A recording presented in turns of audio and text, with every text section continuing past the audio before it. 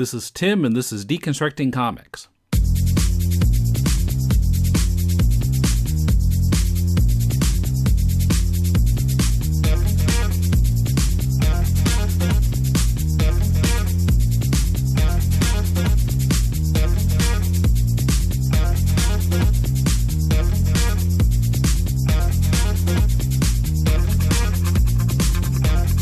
Welcome to Deconstructing Comics. This is Tim in Tokyo. This week, our final episode from my visit to Minneapolis.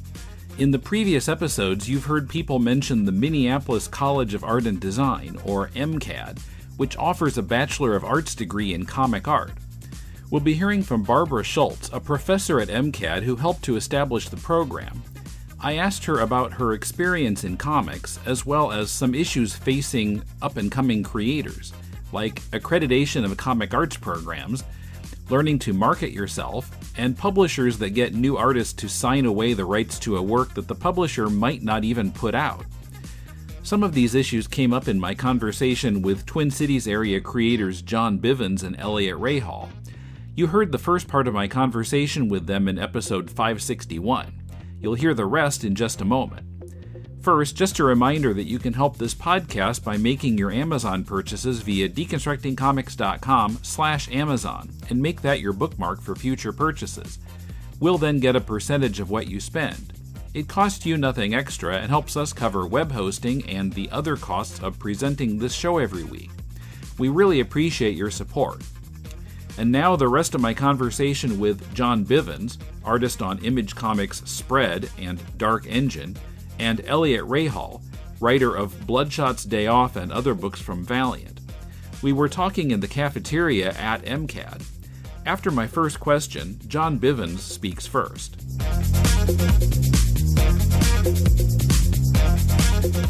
So tell me something about MCAD. I hadn't really been aware of it before this visit. It's a great... It's a great small art school, still a relatively affordable art school, and it has a comics program, both in the undergrad, and you can have it be your focus for a master's. And it's accredited, which I looked at a lot of comics programs for masters, like around the nation. A lot of them don't have like national accreditation, which is dangerous because it's like I want $50,000. Yeah, I want to be able to teach with this degree, and they ask, well, how's your degree accredited? Well, yeah, or isn't I used to work for a university. They talk a lot about regional accreditation, which I guess like the for-profit schools tend to be national accreditation, yeah. Right? Which I was told was not the best kind of accreditation. But I was told when I was in my undergrad that if I wanted to get my master's, to make sure that there was like a national accreditation and that kind of stuff for it. So I looked at some other schools, and there was some that had like 5 different kinds of accreditation, but none of them were national. There are not many art schools out there. I mean, for comics, you have SCAD, you have the Kubert School, and I don't even know if the Kubert School has a national School of Visual Arts. Does it? School of Visual Arts, yeah. Their master's program is visual storytelling. Okay. There's one on the West Coast. I can't remember what college. I believe one in Ohio now. Then there's the one in Vermont. I'm blanking on the name. I was there. Center for Cartoon Studies. Yeah, Center for Cartoon Studies. And that one is the non-accredited. I did look at that. I didn't go visit, but I looked over that, and I didn't see any accreditation for that one. So it looked like it'd be a neat school to go to, and I like the idea of a small school, which it was, like intimate. You know, you have all these tools and stuff to use, but not a lot of people get in your way to use them. So, but the accreditation wasn't really there. And the main selling point when I came here was for my MFA was it was a working person's MFA, right? So some of the schools had their master's program had what seemed like an undergraduate class schedule. This one, I made out the work like what I was going to accomplish each semester, and I got a mentor, which for me was Tom Kaczynski, the publisher of Uncivilized Books, because at this point I've been in the industry. I knew how to draw, so I wasn't really worried about that. I'll get better at drawing on my own. I wanted to learn like the business stuff, like the publishing, working with a distributor, the marketing part of it, and that was what I wanted my focus to be, and I was able to actually adjust the program to be that for me. Yeah, well, that reminds me. I can't remember who it was now, but someone was saying not too long ago that the problem with a lot of the comics programs is that they don't teach you anything about marketing your work or just making it. But how do you I don't think make that's money at it? I don't think that's a problem specific with art schools or comics. I think it's a problem specifically with college in general. With the education system. And it's like nobody teaches young people how to survive. I would be much happier if we were back to an apprenticeship-based system overall, and that's this was the closest I could get to it, was just me working with Tom and that kind of stuff and learning that stuff from him.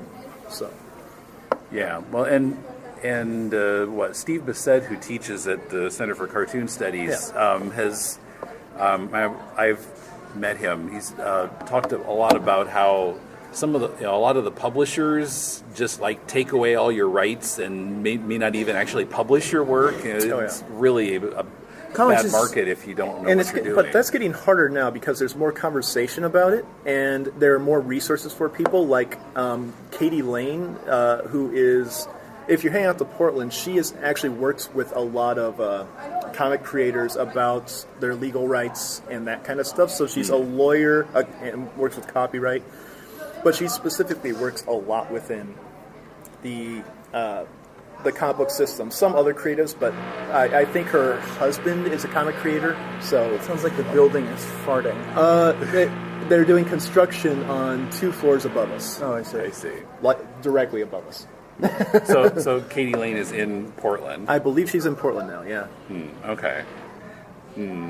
But yeah, I mean, just understanding how to get your stuff out there in a way that you won't give up too much. It's a grind. Yes. I mean, but you're also, I mean, if you're a young creator, you do give it up to get published. I mean, Neil Gaiman doesn't own a single right to Sandman. And he knew what he was doing when he sang that, but like, Neil Gaiman's not Neil Gaiman without Sandman. So it's it's a give and take, and I've been fortunate. Alan Moore and Watchmen. Yeah, I mean, I've been fortunate enough to work where I get to keep a substantial amount of rights, even with a page rate. But other times, I mean, it depends on what you want and what you need at the moment. I mean, it's a very difficult business. It's not an easy business.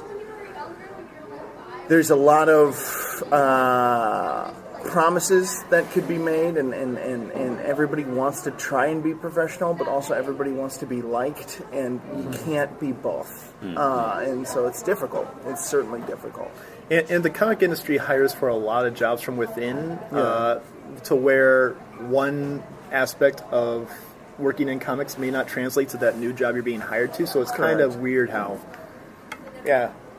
because it's people are hired on very much a friendly basis. Which, if someone wants to hire me for a job, I'm not going to say that's a bad thing now. But no, I'm right there with you. I'm right there with you. So are the anthology thing, is that kind of past now? Is not so many anthologies? You don't see as many. I mean, there was a time where like Pop Gun was coming out, Flight was coming out, the comic book tattoo I was in was coming out, and there were like, what was the old Dark Horse Presents, but Dark Horse Presents got canceled. I think major publishers, I think all publishers, I think they do. I think the things that work for them are celebration issues and one-shots. They stay away, with the exception of Bitch Planet, they stay away from anthologies because they don't know how to market them. But where that is not happening from a publishing initiative, from a creator initiative, I have certainly seen it through... I'm actually part of a Kickstarter now that I have to get on. That's where the anthologies have moved to. The anthologies are on Kickstarter. You have This Book Kills Fascists. Yep, I'm part of that. You're part of that one, and that just got funded. And great art teams. I mean, great. I mean, and I'm not just saying this because John's on it, but it's like they're great teams. But at the same time, the book that John was a part of, they were asking for $20,000 in Kickstarter.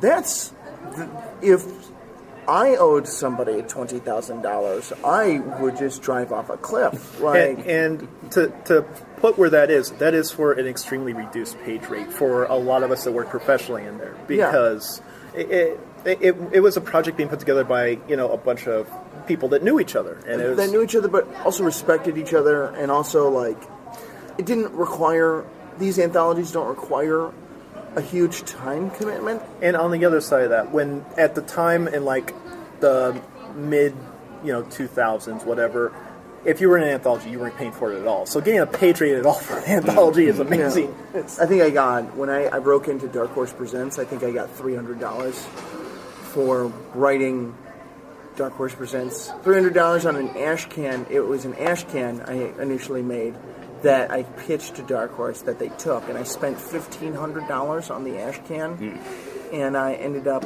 making total $900 from Dark Horse. So, Yeah, there's a little bit of a net loss there, but you take the publishing credit where you can get it. But that's also how I broke in. I didn't know how to. What else are you supposed to do? Like anthologies are I think John's a great example of it. Anthologies are where you, unless you're fucking Trad Moore, like, that's where you break in. Yep. And Trad Moore, I mean, he and Justin were just at like the perfect time at Image, like right before Image became what Image is now. Like that, they were like one of those books at the cusp that just kind of, and suddenly new talent discovered. Yeah. So, yeah, it's a little weird, but yeah, anthologies, they're still around. It's just you have to look for them. You have to find them. Yeah. I mean, the thing is, the problem is that anthologies are for comic book fans, and like there are many comic book readers, but like anthologies are for the true believers of the. It's like for the 10% of the comic book readers out there. The people who want to discover new talent. And the people who really, really care. And it's just like, am I even one of those people? Like, I'm trying to keep up with my poll of, like, trying to read 20 to 30 comics a month, plus regular books, plus my books, plus... I found and knew about them before they were cool. Yeah. It's hard. There's a lot to keep up with. There's so much media to consume, and then you have your life, and then you have and your life is a job. You have to treat your life like a job. Otherwise... It'll fall away and you won't have it anymore. And then you have your job too, which is part of your life. That. And so that. So I mean, it's difficult. There's a lot of cool stuff out there. Yeah. Well, now of course, some people manage to make enough money on Patreon. I just talked with someone who's doing a webcomic and making money from Patreon, and it's become her day job. But now her problem is that she can't really take a vacation. No. She just has to keep putting out the pages so that she'll keep getting money through Patreon. Don't you have a Patreon? I haven't launched it yet. It's like all set up. I just have to launch it, and I always feel this guilt every week when I was like, I could have made at least a little bit extra money this week if I just would have launched that page by now. So that'll probably end up happening after I'm done teaching here, but at the end of this month. But the whole Patreon thing. It's interesting. Well, yeah. I don't know enough about it. And it literally is a whole nother job because you're not just getting paid for doing what you'd normally be doing. You have like tiers and rewards. So you have to make sure that you're monitoring that too and getting that out there. It's like direct market art almost. It's like private art. It's interesting. I don't have one, because I'm a writer and like what am I going to give people? And then like I know Justin Jordan has one, but he's a far more established name than I. And so I get where he's coming from with that. However... And a lot of his rewards revolve around his cat. That's very true. His cat, Tom Waits. But, also it's just like... I am, people know who I am in the business. But do readers know? The true believers know who I am, but... general audiences might not. And so, like, I have to get... I'm still working on people giving a shit about me. So, a Patreon, I think, for a writer only works if you're, at Image and DC and Marvel regularly. If you're an artist, it's different because they don't need to know you personally. They just need to see your work, and the artist has the benefit of, look at this amazing thing I just created. At the same time, as a comic creator, you're essentially trying to earn money from as many different spots as you can. Yeah. And so, like, at the end, it's like, even if I was only making $10 a week on Patreon, at the end of the year, that's an extra $520. I'm like, God damn, I should have an extra $520 in my account right now. Yeah. So, yeah. Yeah.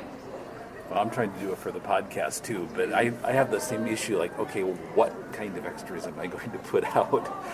Bonus features, outtakes, something. Before we started recording, we said, this is off the record. The off-the-record stuff could be the Patreon stuff. Yeah, it seems super unscrupulous. Shortly after that talk, I got to interview MCAD professor Barbara Schulz in the school's library. Okay, I'm talking with Barbara Schulz, and you're running the comics program here at MCAD?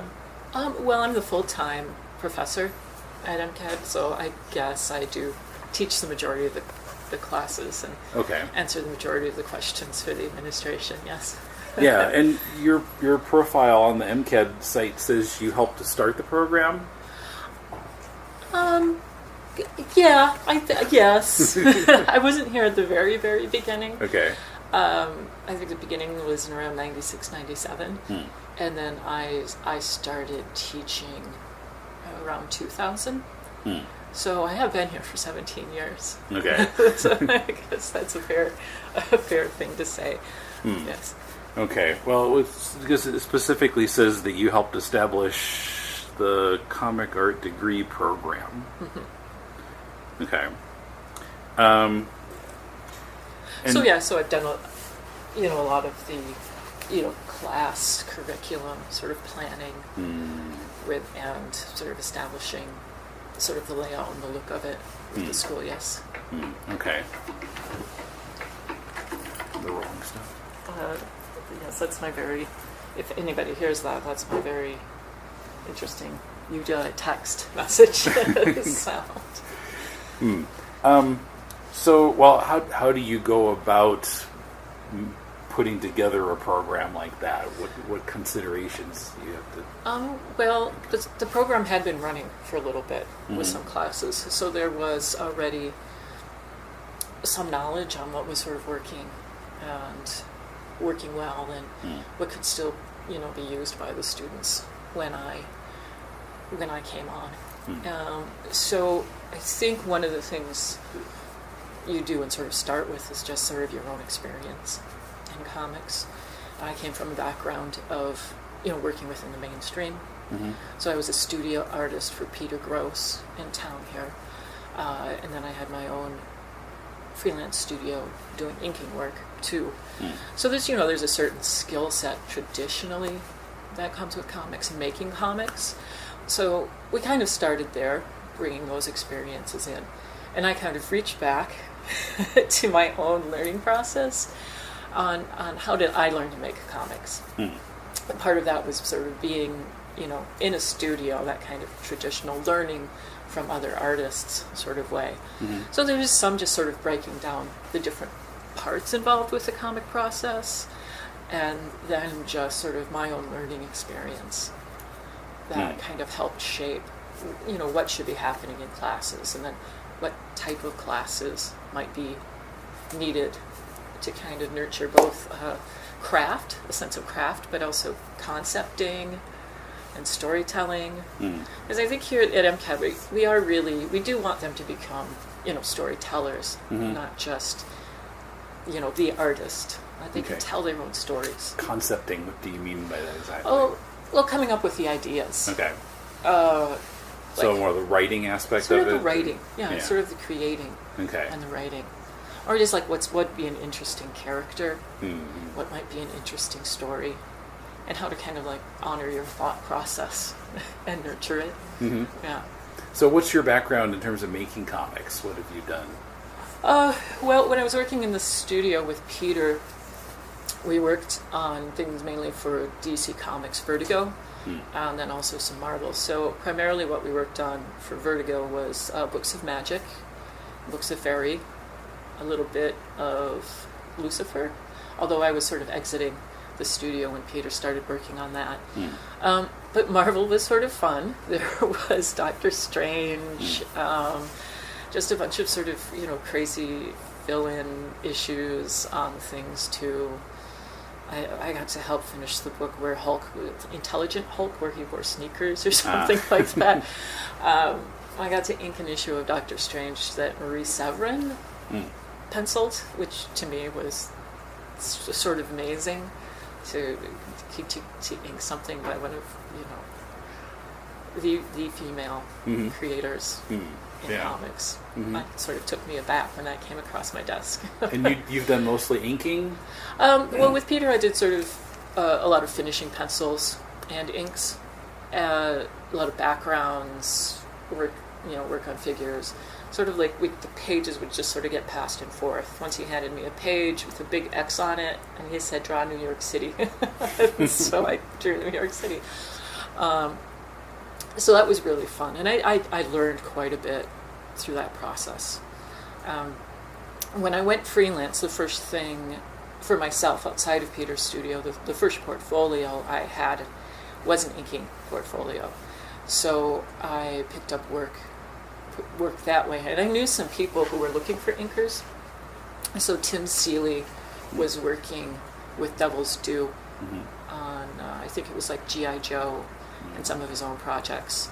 And he was really helpful in getting me hooked up with Steve Kurth, who's done a lot of Marvel penciling. They wanted me on Micronauts. So there was that helped me get into inking too. I had inked a couple little things for Tim on some very small press books, and he liked it.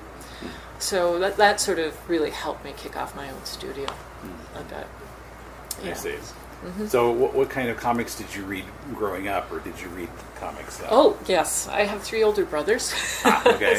And they all had comic book collections. So a lot of the Marvel and DC, I was more of a DC fan. I think, I didn't really understand the angsty, the 70s Marvel books. And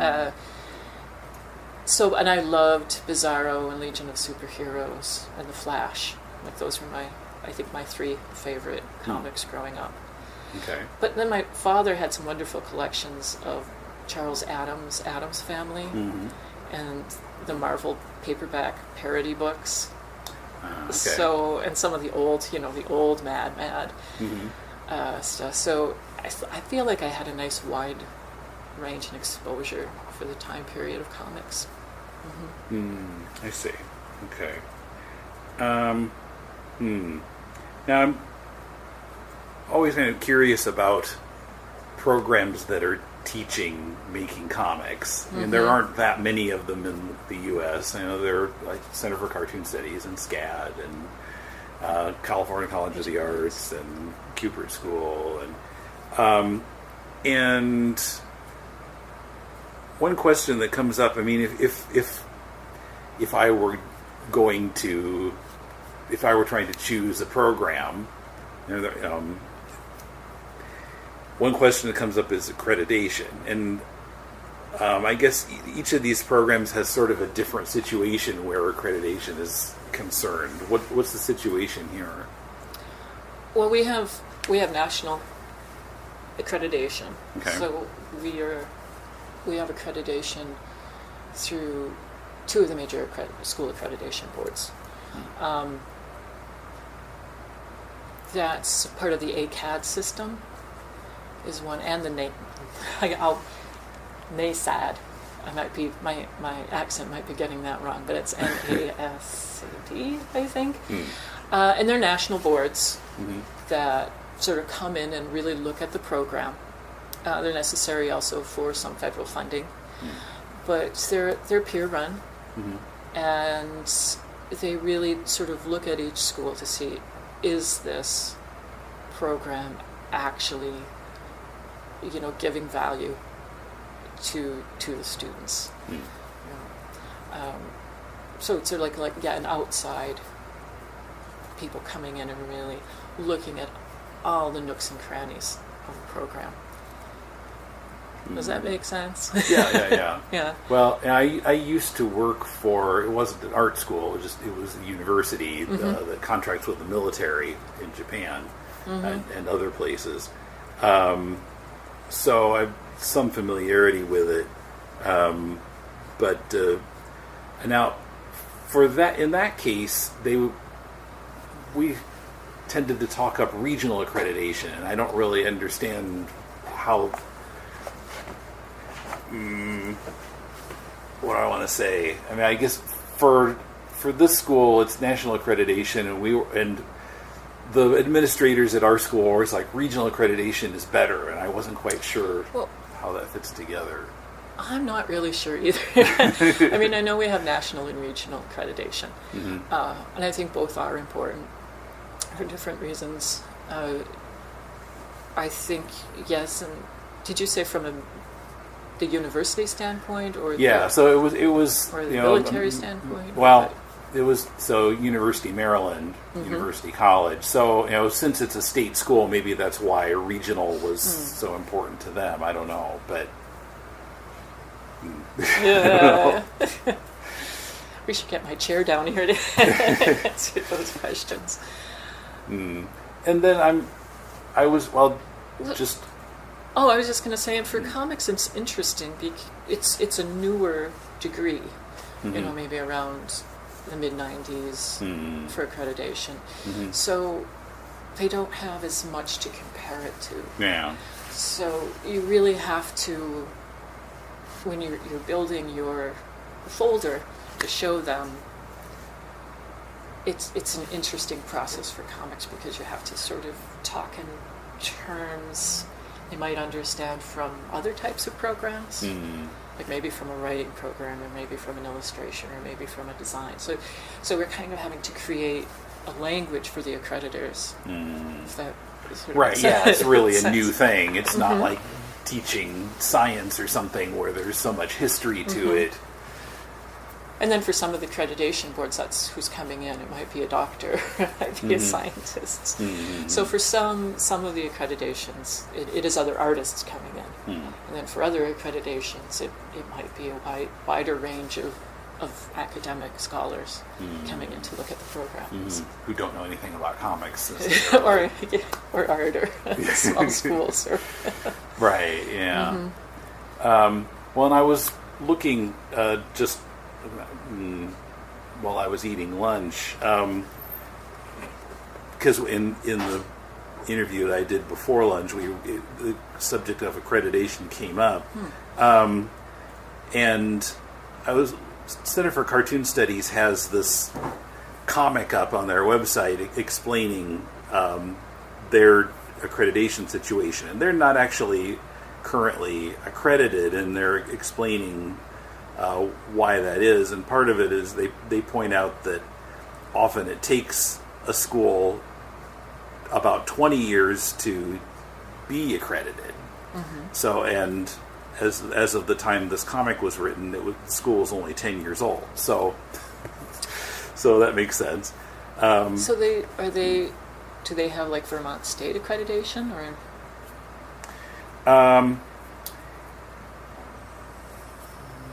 Well, let's see. Apparently, as of the time of this comic, they didn't have anything. But I think it's something that they're intending to do eventually, it sounds like. But well, it's been a number of years since I went out and visited Michelle Ollie, who was the president of the school. But at that time, I know they had gotten accreditation from the state of Vermont. And the state of Vermont's accreditation board. Yeah, I'm not sure has when this a comic national was made. Yeah. So, and I know that was something they were working on at that time. Okay. Yeah, I was just out there last year, but I didn't. The topic didn't come up, accreditation, so I'm not sure. Now, another question that comes up, or a couple of questions, as far as the content of the program. So, of course, a lot of it is just about making comics and the tools and approach and whatever, but also creators' legal rights is an issue. And so Steve Bissett, who teaches at Center for Cartoon Studies, has talked about how a lot of times, or recently in particular, I guess, publishers will want you to sign over your rights before they'll even look at your book, and then maybe they don't publish it and you don't have your rights anymore, he says. Oh, that's a bad contract. Yeah. But young creators don't really know what to watch out for or what not to do. Mm-hmm. I don't know, has your program addressed that question at all? Oh, we talk about that quite frequently in a lot of the classes, but we talk about it specifically in our professional practice class. Every program has one here, including the comics, and we spent a considerable amount of time going over contracts. Like, we'll bring in contracts, like sample contracts. I'll bring in some old contracts I have, and we'll kind of read through them. We'll talk about some of these more modern contracts where they want to just grab all of the rights. Some of the companies have done that for quite some time. Not any of the ones I worked for. But not coincidentally. It's not coincidentally. I actually just met with a illustration major who just graduated and had a contract question, and she was offered a job doing some video game work, and it was just for like an arcade sort of games, but they wanted to take all the rights to anything she created within that time frame. Wow. So like any creator she might have come up with, whether they were used or not. Wow. And I said, yes, this isn't a good contract. We had, let's see, this year we actually were able to get Oni Press to Skype in and talk about contracts also with the students. So and kind of look at some of the things to look out for. They were very, very great and open. We also we usually bring in quite a few, we bring in quite a few guest speakers to that class, and we talked about contracts with them also, just so we could kind of get a range and a feel for what they were doing. But yeah, you do need to, for creator-owned material, you really need to sort of look and protect yourself and learn what to look for. I felt very lucky working in Peter's studio because he was talking about contracts quite a bit, so I had some of my early exposure to them also. And then when I had to read through my first contract, Peter helped me read through it. So that was also sort of nice. You see. Yeah. Coming up, marketing yourself, future intentions for MCAD's comics program, creator warm-up exercises, and what questions should you ask when you're shopping for a comics art program. Thanks to our patrons, this past week I released the vintage episode number 117 from March 3rd, 2008, in which we discussed webcomics that were free online that people subsequently paid to read on paper, and what does it all mean? This week I'll be releasing episode 116, Kumar's very first appearance on Deconstructing Comics, in which we review David Yurkovich's Death by Chocolate, Redux, and discuss manga translation. Watch for it at the end of your podcast feed, on our Facebook page, or at patreon.com/deconcomics, where you can pledge a monthly amount to keep the show going and unlock more vintage episodes. We appreciate your support. This is an imaginary podcast, which may never have happened. The Shortbox Showcase. But then again may have. About a father and daughter. I'm Professor Allen. And I'm Emily. Who came from Ohio and talked about comics. Walking Dead. Tintin. Black Lightning. White Tiger. It tells of their rise to glory, when the great guests were yet to be booked. Let's put it this way, Shogun Warriors wasn't going to win any Eisners. And the great feats of editing not yet performed. This is Ultra 7, this is Ultraman Jack, and this is Ultraman Taro, and this is Ultraman Leo, and this of how they spoke at length. This continuity is really the brainchild of nitpicking nerds the world over. But to be fair, the best kind of confession is the Force confession. And reviewed in brief tales that explore creatively the bounds of a given character's history. Red Sun is wonderful with a very strange ending. Of brilliant creators before their fall from grace. This is the era where Miller is at the height of his creative and artistic powers, and the ability of strong writing to encapsulate and transcend its time. Flash of Two Earths by Gardner Fox. This is an imaginary podcast. Aren't they all? Shortbox Showcase is part of the Relatively Geeky family of podcasts. Check us out on the web at relativelygeekypodcast.blogspot.com or search in iTunes for Relatively Geeky or Shortbox Showcase. And remember, we're not experts. We're just family.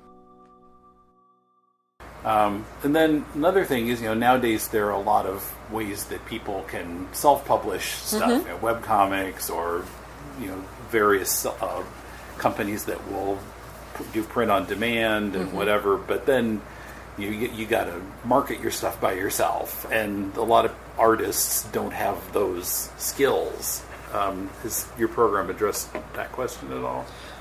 Yes. Again, we touch on it in a majority of the classes, but we focus on it, I'd say, in 2 classes. Again, the professional practice class will go over a lot of those things, but we also have a comic publishing for print and web class, hopefully soon classes, that will go over, printing and how to print. We always have the students do a print-on-demand book. We have them make mini comics. We have them make PDF books or InDesign books, mini comics, so they can, get their books to shows and go out there. We encourage them to go to shows, not just the local shows, while they're still in college, and start meeting people. Usually the schools, I don't know where it exists within the foundation program right now. And it shifts from class to class sometimes, but I think it's sophomore seminar and ideation and process where they create their first web page and deal with social media. I think right now with Patreon and not just Kickstarter, but Patreon and Instagram or Tumblr, all these things, it's creating that social presence out there. Yeah. Kind of marketing yourself. And especially now, I think self-publishing is online. Yeah. And from what I've seen, that's where all the editors and publishers are checking people out, getting references from some of the people they're working with, and looking at these other young artists. So I think it's really vital to get them out there and encourage them and teach them how to do that. But I do think you're right. It's hard to self-market. It is. Yeah. I'm a big introvert. Yeah, me too. And trying to promote my podcast, I have the same issues. And sometimes you just have to get up in the morning and sort of force yourself to do it, knowing that it's because it's what you want to do. Are there any other things that your program doesn't address yet that you're hoping to incorporate into it? Well, when we started the comic book publishing, print and web publishing wasn't as large as it is now. I really would, and I've talked to, if there's interest in this happening, it's just sort of finding the right rollout for it, is breaking that class into 2 separate classes now. So one would focus more just on the print, and the other one would focus just on the social media. Yeah, that's a skill in itself. Yes, and it's using it well. And and I'm wondering if music, and it might already be happening. It's not the book people are buying immediately, but it's that sort of more streaming online content that they can get and read. And have, sort of each week, and then go and buy the collected book later. I feel like this is just going to sort of keep growing. Yeah. Okay. Podcasts included. Yeah. Well, there's so many podcasts now, too. It's like, you're up against seems like millions of other people who are also putting out all this content. Wow. So I wanted to ask you about a few things on your profile page here. Okay. PFC. Okay. Now, I can't read French very well. It stands for something in French. It does. It stands for rock, paper, scissors. Mm-hmm. So the children's game, rock, Right. paper, scissors. How do you pronounce that in French? I Pierre... butcher it every time I try to do it. So I think it's only polite I don't try to do it. But yeah, look at your page on the it's MCAD great. site. You can see how it's spelled. Right. So it does translate to rock, paper, scissors. Yeah. And it's we were lucky to be able to do 2 editions of this here at MCAD. It's one of the things I like to do in my own work now that I get to draw my own sort of work at home, is I like to play with experimental comics. And rock, paper, scissors is really sort of about that exploration of what comics can be. And it's sort of like stretching exercises and learning exercises. So it comes up with the sets of restrictions. So let me try and think of a good one. A warm-up one would be if there was a group of us sitting around, and this wouldn't be a jam comic so much. It would be an exercise in how to keep a story sort of spontaneously going within a time limit. So you might only have like 1 minute per panel or 5 minutes per panel. And the group leader might throw out something like pianos and kumquats or something like that. And then, the first person has to sort of start a story. And then how within 6 panels can you kind of create something that maybe you didn't initially have any control over. I'm working on one right now where I go to the digital comics database. It's like that's what it's called at the moment, where it houses all the free comics online, copyright-free comics online. Okay. So I roll a dice and generate a number, and then I count down this long list of comics to get to a publisher, and then I roll the dice again to get to a title. And so then what I'm doing is I'm opening up that book, and I'm pulling a short story from it, and you roll another dice to see when you start changing the story and the artwork within it. So it's a random generation of a story, and then I have to, at a certain point, change one element per panel from a certain point onward. Okay. And kind of come up with something sort of new. Okay. It does that. It's weird, right? It's just it's work. Yes. So it's an exercise. It's sort of a warm up, and it kind of gets you out of your own comfort zone. But then at the same point, you bring your own voice into it as you start modifying the storyline within it. Okay. Yeah. And so I use those as sort of warm ups before I work on my other project. Okay, but so PFC is an event, and people do these kinds of exercises. Yeah, and how it came about is that you would bring. Well, we did it with students. I wanted to do it here so the students could have this experience, because we have an experimental comic class, but this is because of the restrictions placed on you. It's just a little bit different. And when this started in France, the idea was to bring in all of these professional comic artists, sort of this, young to mid-range comic artists, not, the people really well known and everything, but just some of these really vital young comic artists to kind of come in and work together. And had to work with each other on group projects and independently. So we were able to run this twice, and we had, there's just too many amazing people to even mention them all. I think we had like 10 European comic artists each year and 10 Americans, like Gabrielle Bell and Charles Burns and Julian Tamaki, and just an amazing crew of people. So it was a real special experience. Okay, but so PFC, are a lot of different places holding these kinds of events, or? I was actually just this morning thinking I should talk to June, who started the program in France, to see what is up to. I'll go to the website. I haven't heard of a new PFC when I was checking last spring, and we'd like to work with him again to do something I'm not quite sure if we would do that same model again. It was very large, or something more, or just sort of change it up a little bit. He runs different types of comic programs in France, so it would be even interesting to look at something just a little different, maybe. Okay. Why is it called rock paper scissors?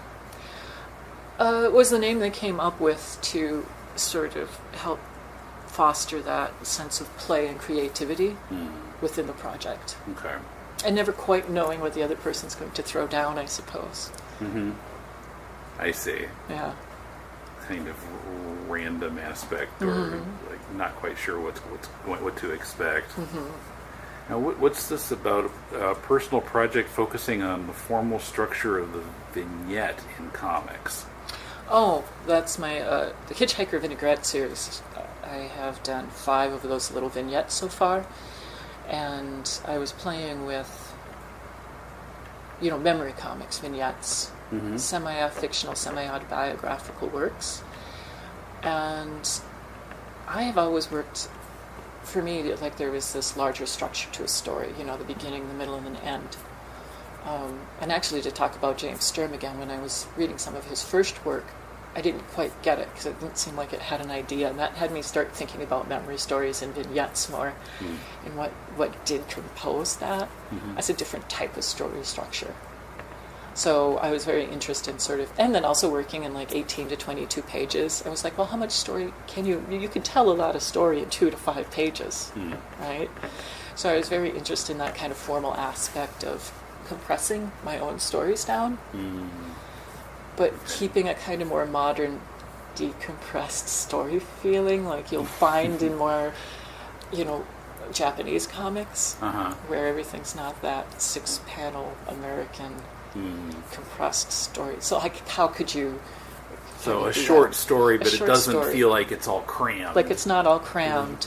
It's so more it open, more of a memory. There can't be that much story there then if it's decompressed, but it's just 6 pages or something. Yeah, and then how and capturing that feel of our memories. Like our memories feel complex and large, but they're just these little snippets. So I was sort of interested in playing with that. I actually still have one more I'm working on. I need to finish. And I'm working on that with... my wife, Deb Balzer, actually, and I'm just waiting for some more stories to also come out of the source material with that project. I see. Now I put her on the line. Yeah, well, coming up with stories is, I keep thinking I'm a writer, but I can never think of things to write, so that's always my problem. Of course, I'm too busy making podcasts to do very much writing anyway, to pick and choose what I'm going to do here. Yes. I know I have the writing side of my brain and the drawing side of my brain, and they need to be separate to work well. Have you done very much writing? Not comic writing, and it's been a while. I've actually been... I think that's where I sort of, with my own work, I get these, I get kind of formal. Like, what's a vignette? I'm going to roll dice and pick a copyright thing. I get kind of into these experimental, research-based sort of projects. This is a different type. It's not really writing, per se. So you spend a lot of time in the classroom teaching Yes. all these classes, and I feel like I should ask questions about like what kind of experiences do you have with students? Are these students mostly like traditional college age, or they're older students? I'd say the majority are. We do get a number of transfers, though, so they'll maybe be just a little bit older. Like they might have done a couple years at a community college, or they might have started someplace else not knowing there was a degree in comics, and then they... What? I could get a degree in comics. I'm transferring there. A lot of my students are very dedicated. It's like they're here because they want to make comics. And they're just really Like they are, it's in their blood already. So they're just very enthusiastic, very creative. Do you find that they have any, and I don't know what it would be, I'm just wondering, that there are any particular kind of common misconceptions about what working in comics entails? Oh. Like some, expectations about what it would be like that aren't usually actually the case? They're going to make a lot of money at it? Most of them aren't expecting to make a lot of money at it. I think for job-wise, some people think you get a job in comics, which really just isn't the case. And, explaining to them full-time staff job. Yeah, it's not a full-time staff job. It's that you are basically, like most artists in general, you are running your own business and you need to do your own marketing. Yeah. And even if you're working for one of the big companies, like Marvel or DC or Dark Horse. Yeah, that's true. It's not just if you're doing Patreon or webcomics or something. Yeah, if you're Marvel or DC, you're still a freelancer. You're still a freelancer, and they might give you a 1-year contract, but you're still basically a freelancer. Yeah, unless you're like Bendis and you're exclusive or something. Yes, exactly. That's not most people. That's the rare part. And it took Bendis quite a while to get to that point. I remember. And he did quite an amazing job self-promoting himself and taking out his own ads for Image Comics. And it was, that was a dedicated creator. Kirkman also was really amazing to sort of watch. Still is. They both still are, actually. So have you self-published any comics? Only in more of a mini comic sense. I've been telling my students, don't do as I do, do as I say.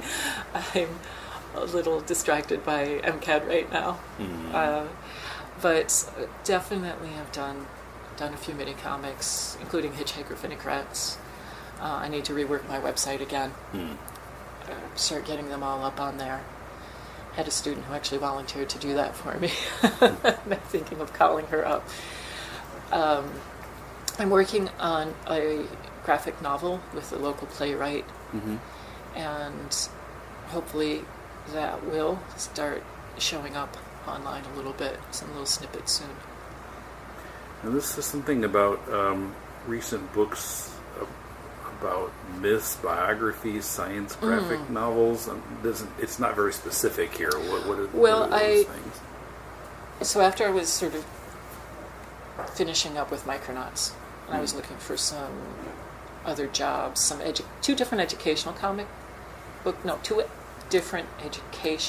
publishers called me up, Learner Publishing and Capstone, and they were interested in doing a series of graphic novels. So Learner was interested. They were doing a series of mythologies for probably about 5th to 6th graders, like Hercules, the Trojan Horse, Persephone.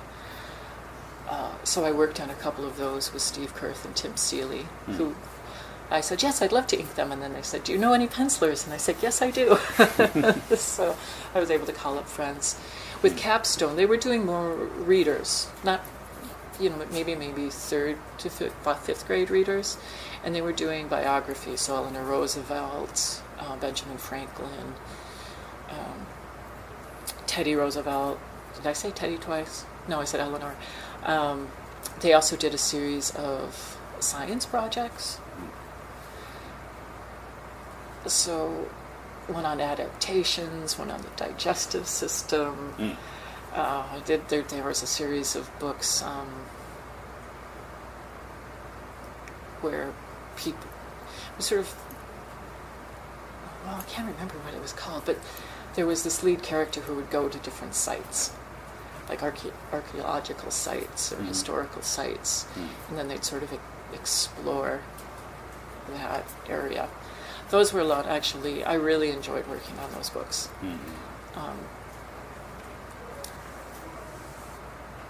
And my nieces and nephews actually enjoyed those more than my other books. They enjoyed those more than the Micronauts or G.I. Joe. So I really enjoyed that, and I did a nice long run on those also. Usually when book publishers do a series like that, they do something for maybe 2 years or something, and then they move on to something new. But I think they both kept those running at least twice as long as they thought, because they were selling so well, doing so well. Yeah. Okay. Yeah. Everybody working in comics doesn't have time to read many comics, including me. But any comics that have come out recently that caught your eye? Oh, let's see. I'm currently reading Gabrielle Bell's new book. What's that called? Everything is flammable. Yes, everything is flammable. I've always enjoyed her work quite a bit, and this one is just as brilliant. The other things I've been reading slowly is an encyclopedia of early Earth. I don't know if you've read that. It's no. Who is that by? Pull that up right now. So I say Isabella Greenberg. Okay. So she's done 2 graphic novels right now. And Encyclopedia of Early Earth, it's like I read a little chapter with my coffee each morning. And then I liked it so much I had to get it for my sister for her birthday present. So I've been enjoying that quite a bit. What else is on my reading list? I was reading through the new Dark Horse Mobius collection, The Gardens of, is it Adana? Or again, I'm like not quite sure. I love Mobius's work. I've been reading back through that. I'd always feel like I don't have enough time to read either, and I always feel like I'm reading 5 graphic novels at the same time. I just finished some Eleanor Davis books. Okay. Yeah, the one where she's talking about her cross-country bike ride. I thought it was really inspiring to work.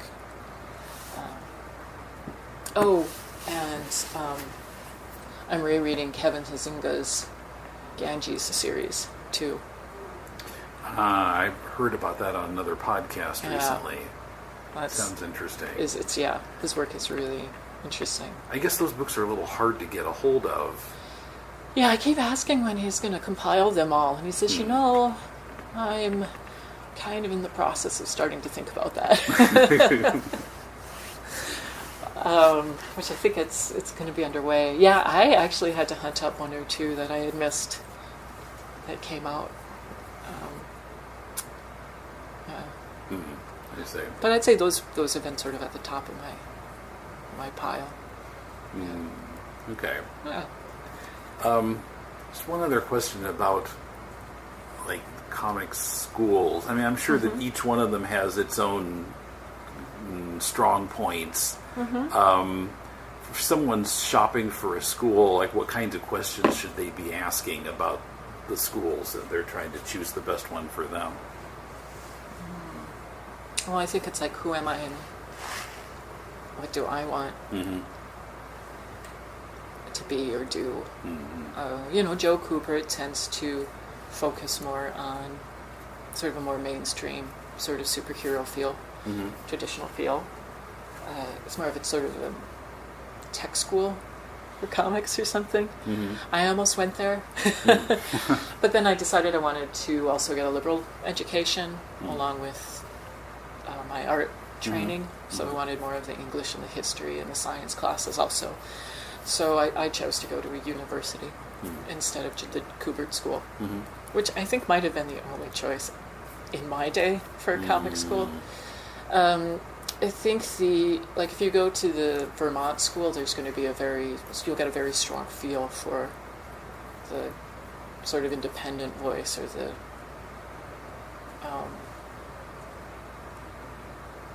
art school comic voice. James has got a very, it's his sort of dream and vision of the school. And I think you'll know, right? So if you wanted to do superheroes or something more like saga or image related, it might not be your choice to where you want to go. And those I think are maybe more, they can specialize a little bit more. I think some of these other schools, such as us, it's more open. And I've tried to actually keep an open feel. So if you're interested in a sort of a more Western or Eastern approach to comics, there'd be something here for you. If you were interested in more mainstream, there'd be teachers here who've had that experience who could help shepherd you through that. If you're more interested in working in the graphic novel or web comics, that we have those professors too, like with that experience. I think the very form of comics isn't too dissimilar across all of them. Like there's a strong core for all of those studies. But then how do you get sort of like the specialization you need? One thing you can do, of course, is look at the professors' work to see, like if you're interested in sort of more mainstream or image comics with that type of storytelling, is there anybody teaching there with that experience? If you're interested more in people with doing your own graphic novels or having your own sort of self-publishing voice, does the school also have professors with that that can kind of shepherd you through? And then what kind of education do you want? I think if you're going to college, it isn't just to get a job. It's maybe for me, this is where I was from. It's like I want to open my mind more to other ideas. I want the philosophy classes. I want to take in more into myself, and then hopefully something more will come out of it than if I, just learn to, paint on my own or make prints on my own. Yeah. You kind of give yourself some other things to put into the mix and get yourself thinking about other things. Yeah. Broaden my base. Hopefully open it a little bit more in new experiences. There is a sort of social networking thing, I think, that also happens, where you get to meet other people, other artists, other comic artists, when you choose to go to a school. And I think there's some bonds there that sort of develop. I think you talked to Lucid on one of your podcasts, right. And I don't know if they talked about any of the community here. No, we didn't get into that too much. No. I'm wishing now I'd asked her more questions about her experience here.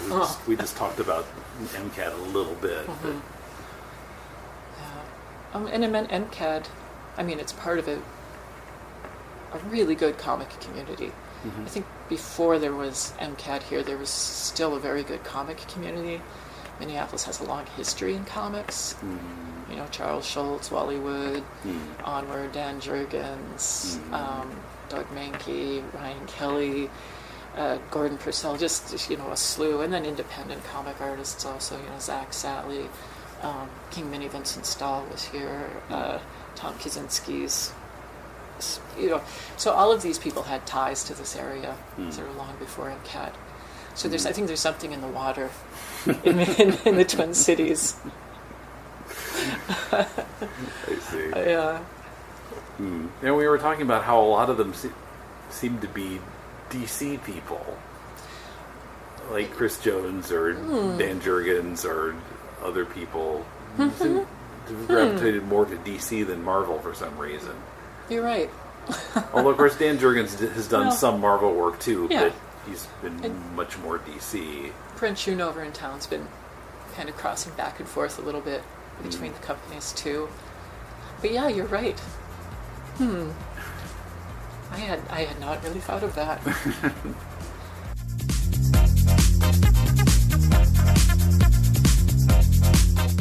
Learn more about MCAD at mcad.edu. Tell us what you think. Write us at mail@deconstructingcomics.com, Twitter @deconcomics. Like our Facebook page or join our Facebook discussion group. Find all the links on the right sidebar at deconstructingcomics.com. We're also on YouTube, on the Comics Podcast Network at comicspodcasts.com, and on comiccon.com, where our new episodes appear a few days before they show up anywhere else. Also, please give us a review on Apple Podcasts, Stitcher, or iHeartRadio. We really need more listeners to give us reviews and help us stand out from the many comics podcasts that are out there. Our theme is from bensound.com. If you're looking for some constructive feedback on your comic, send it to us and Mulele and I will critique it on our spin-off podcast, Critiquing Comics. Send it to mail@deconstructingcomics.com. We'll read at least 30 pages of it and critique it on the show. The most recent episode is right behind this one in our podcast feed. This coming Thursday on To the Bat Polls, we discuss Frank Gorshin's final Batman appearance, the third season episode Ring Around the Riddler, and also take a look at a 1977 write-up of Batman 66 in Gary Girani's book Fantastic Television. What does Girani say about Adam West that someone who grew up with the show would never say? Look up To the Bat Polls wherever you find your podcasts or at tothebatpolls.libsyn.com. Next week on this show, Coombe interviews Brian Talbot, creator of such graphic novels as The Adventures of Luther Arkwright, Heart of Empire, and the Grandville series. Till then, this is Tim, and thanks for listening to Deconstructing Comics.